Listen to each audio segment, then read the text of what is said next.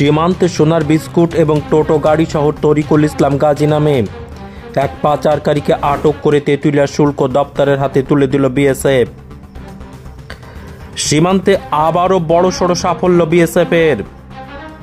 BSF সূত্রে জানা যায়, উত্তর 24 পরগনার বসিরহাট মহকুমার স্বরূপনগরের বিথারি হাকিমপুর গ্রাম পঞ্চায়েতের হাকিমপুর চেকপোস্টের ঘটনা।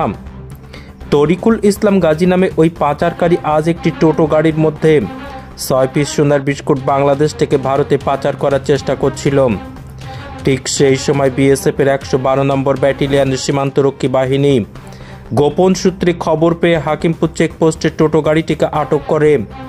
তারপর তাতে তল্লাশি চালাতেই টোটো সিটের তলা থেকে বেরিয়ে আসে 6 পিস সোনার বিস্কুট, যার ওজন 686 গ্রাম, আনুমানিক বাজার মূল্য 44 লক্ষ টাকা।